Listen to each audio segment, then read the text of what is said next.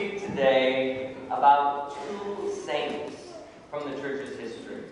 The first of whom we heard spoken about in the Acts of the Apostles today, St. Stephen, known as the proto-martyr, first martyr, one who sets up now what it means to die in the name of Jesus Christ. Stephen is one of the first deacons ordained by the church. He was ordained to assist the apostles, particularly in the work that had to be done. Work in taking care of the poor, the widows, the orphans, and distributing the food to the needy. That was one of his charges. When he was out there among the people, they knew Stephen well. And he was an eloquent preacher. The scriptures record that as Stephen would preach, it was almost as if he was gazing upon the heavens, that his face was like an angel, and people were drawn to the beauty of his message. Well, here today, he stands before the Sanhedrin, the same Sanhedrin that not too long ago condemned Jesus to death. These are the same religious leaders of Israel who put Jesus on trial for blasphemy. And Stephen picks up in many ways right where Jesus left off. Because the thing that caused the Sanhedrin to accuse Jesus of blasphemy was when asked who he was and if he was the Son of God. Remember what Jesus told them? Behold, you will see the Son of Man coming upon the clouds in power at the right hand of the Father. And at that point, the high priest tore his garments and they threw him out. They took him to be crucified. Stephen fulfills that prophecy today. He looks at the religious leaders there and he looks up to the heavens and he says, I see the Son of Man seated in glory at the right hand of the Father. And so it just hits that nerve that's already raw within the religious leaders. And so they order his execution. And those early Christians saw in Stephen a remarkable resemblance to Jesus Christ. That he was before the same council of people who condemned him. That he was condemned for the very same reason, claiming that Jesus was God. And that he died for giving his execution. For Jesus on the cross says, Father, forgive them, they don't know what they are doing. And Stephen offers that same prayer. Lord, forgive them. Don't hold this sin against them. And so in Stephen was an example of how to live the Christian life, particularly in a time when the church was persecuted. Those first 200, 300 years of Christianity were very, very difficult.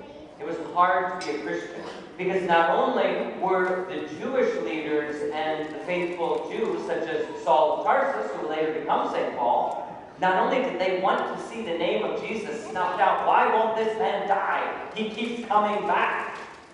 They wanted to see him gone. So the Romans would eventually begin a persecution because Christianity began disrupting the religion of the state, the worship of the emperor.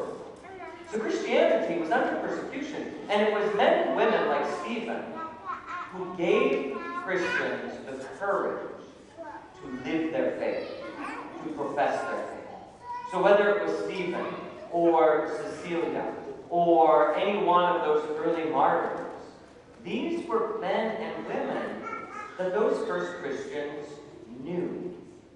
They may not have known Jesus. They may not have heard Jesus preach. They may not have seen Jesus face to face or witnessed his miracles, but they saw these other believers. They saw Sebastian. They knew him. They knew Agatha. They knew Cecilia. They knew all of these saints. And they saw the conviction and the strength of the Spirit within them that gave them the courage to go to their execution just as Jesus did. And then other Christians would say, well, if he or she can do it, so can I. I'm not any different than they are. That's an ordinary person just like me. And if they have the courage to live the faith that way and to stand up in witness of Jesus Christ before the powers of the world, I can do that too. The Spirit is passed on from believer to believer. But then something happened in Christianity. It became legal. It was no longer illegal to practice Christianity, and not even that, it was enshrined as the state religion of the empire. So it was actually beneficial to be a Christian after 324. And so there was a new understanding that took place. Men and women aren't dying for Jesus Christ as often anymore. People are being persecuted for living the Christian faith. And so they begin noticing other models. And the second saint that I wanted to point to today is St. Martin of Tours. Because in Martin's life, he was a Roman soldier. He was active in the military, a centurion probably. And he had this great conversion experience to Christianity. And he left the military, became a monk, and eventually headed a number of monasteries. And Martin was known for his ability to make peace, his ability to reconcile peoples who were separate from one another. And everyone looked to Martin and saw his life as admirable. The reason I choose Martin today is because just as Stephen was the first martyr, St. Martin is the first non-biblical person to be recognized as a saint in the Catholic Church. His cult was celebrated early on in the Church's history.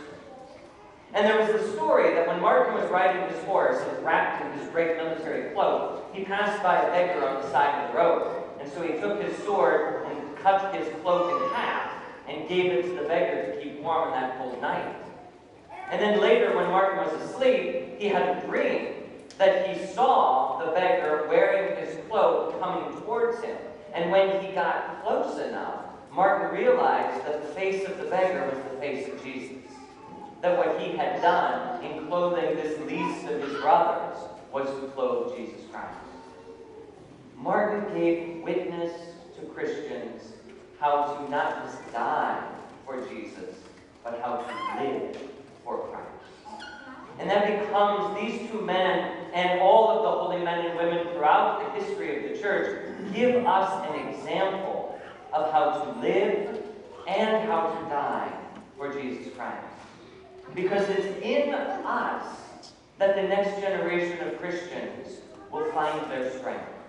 It's in living and dying for Jesus, demonstrating how we have inherited the Spirit, how we have inherited the promised gift of Christ, and how we can live that right now in this age. You may not be persecuted for your faith in the way Stephen was. You may not be put to death for the faith as those early martyrs were. So then we learn how to live that virtuous life that Martin of Tours and so many of the other men and women of the ages lived. Because the prayer of Jesus is a prayer for you and for me. I pray, Father, not only for the apostles, but also for those who will believe in me because of them. And that is a trickle effect throughout history, that the believers are going to be the ones who hear it from the previous generation, from men and women who have met the Lord and who carry His Spirit within them. We pass that on. There will be people very much like you who will look at you and say, if he or she can live this life, I can too. If he or she has joy in Jesus Christ, despite the problems and difficulties in their life, then I can too. And we bring people to Jesus by sharing that Spirit that He prayed for. It is the Spirit of love. It is the Spirit of supernatural love that allows Stephen to die and allows Martin to live such a holy life. It is that deep and spiritual gift of love that unites us that is of God. And I guess I would say to anyone out there who has been adopted or who has adopted children, you know this kind of love, I think, more and better than anyone.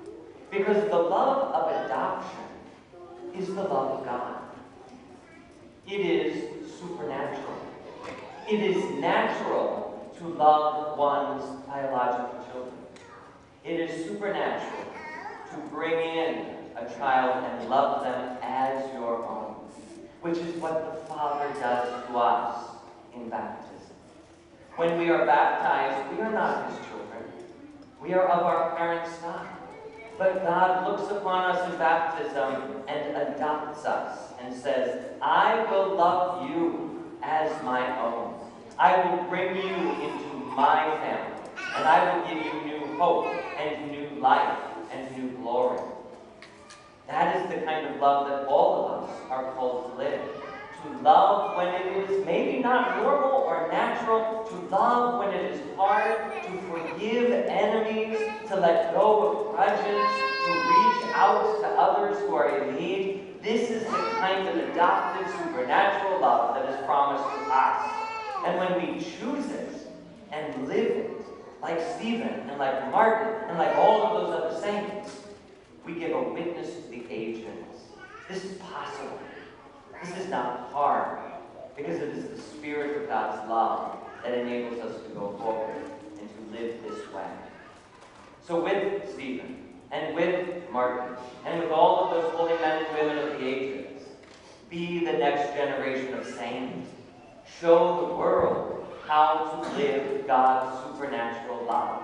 Because there are so many men and women who have not met Jesus Christ, who do not know him, but they will see it in you. And they will say, if he or she can do it, so can I. And the faith lives for another generation.